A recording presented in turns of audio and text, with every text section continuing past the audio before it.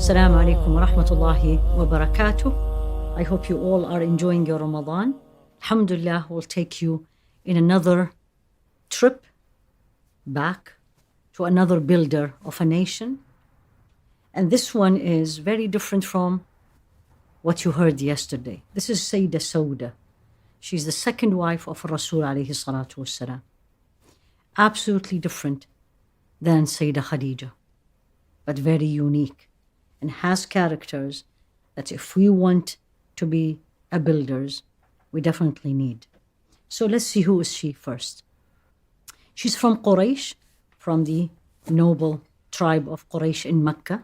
She was married before she was married to Rasul alayhi salatu wasalam, and she actually was a widow with a child.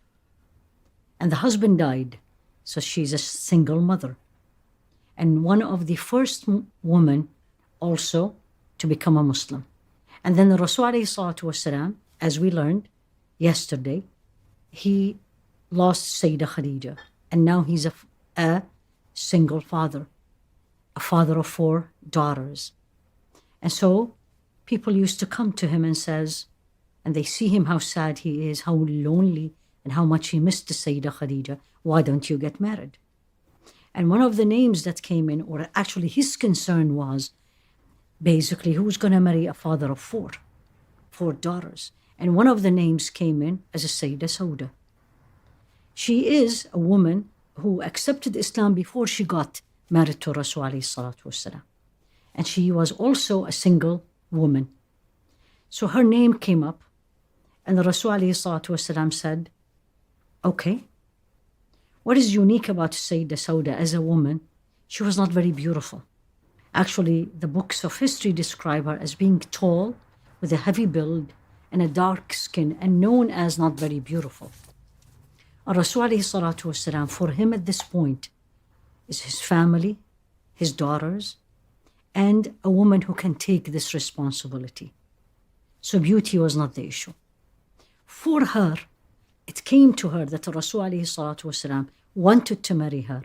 As surprised as she was, she knew that she is going to be coming to a different chapter in her life with a lot of responsibility, but again, with a lot of honor. She will be called the mother of the believers. So she absolutely accepted. In fact, some reports said that her husband saw a dream before he passed away, and he told her, you're going to marry Rasul alayhi salatu wasalam. And she saw a dream also that she will marry Rasul alayhi salatu wasalam. And she did. Of the uniqueness of a Sayyidah Sawdah from the other wives of Rasul alayhi salatu wasalam, and a uniqueness as a woman is faith, first of the first woman to accept Islam, migrated twice to Abyssinia and coming back, and then migrated before Rasul alayhi salatu wasalam to Medina. Now she took care of his daughters to the point that his daughters migrated with her to Medina. And Sayyidah Ruqayya with her husband was with her in Abyssinia. So she really was a woman who offered support. Let me share with you some of the characters she was known for. And now let's look at these and see which one I have. Maybe I have more than one. And why these will make me a builder of a nation. Number 1, they said she is a woman of sacrifice for the others. She sacrificed what may be looked at as her right for the sake of others, to make people happy. And the number 2, which comes with number 1, she was very content. And if you look her up, you'll see this comes repeatedly. She's a woman very content with what Allah gave her.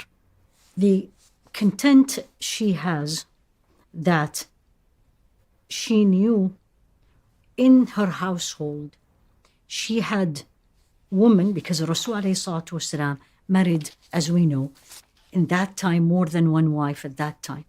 So she had Sayyidah Aisha, and she had Sayyidah Zainab, and she had Sayyidah Salama. They were all his wives.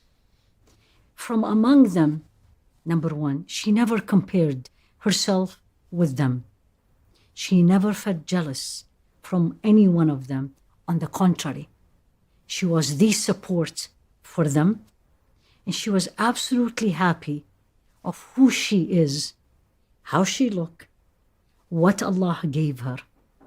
And this reminds me of a hadith that is very beautiful. This is narrated in Ibn Majah, and Sayyidina Abu Huraira said, ليس الغنى عن كثرة العرض ولكن الغنى غنى النفس. The true richness or wealth is not how much I have in this world. It's rather how much I am happy and content with what I already have. And this is a Sayyidah Sawdah. As we are talking about her content, there is a saying to Sayyidina Abu Huraira. Some says that it is said by Rasul alayhi salatu wasalam. And it is Allah saying subhanahu wa ta'ala, Ya ibn Adam, son of Adam, تفرغ لعبادتي. Empty yourself for my worship. أملأ صدرك غنى. I will fill your chest and your heart with contentment. وأسد فقرك. And I'm going to suffice and fulfill your needs. وإن لم تفعل ملأت صدرك شغلا ولم أسد فقرك. And if you're not going to be content with what I gave you, and instead you're going to be running around trying to get everything else that others have, this is what will happen. And that's the continuation of the statement. And you'll always feel that you are in need. This is the uniqueness of Sayyidah Sawdah. If she compared herself with the others, she would have seen that I don't have enough. I'm not like the others. They are better than me, prettier than me. She did not. She didn't even wasted her time in this. Rather, she focused on what she has to use it to build her legacy. And Allah gave her this contentment, and she used it to the point, at one point, she wanted to focus more on Allah subhanahu wa ta'ala, spend more time in worship. And she said to Rasul alayhi salatu wasalam, he was worried about her because of her character, that the other wives may make her feel less. She said, let me just spend my time with Allah subhanahu wa ta'ala, and I'm going to give my day to Sayyidah Aisha. To the point that Sayyidah Aisha said the following about her: I have never wanted to be another woman except one woman. I wanted to be a Sayyidah Sawdah. How passionate she was, how much a giver she was. And this is actually reported. So you can be a devout person, you can be content, you can be simple, but also you can be fun.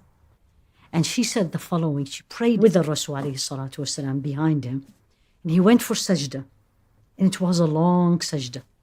And then when she got up after the salah, she looked at him and says, Ya Rasulullah, this was long.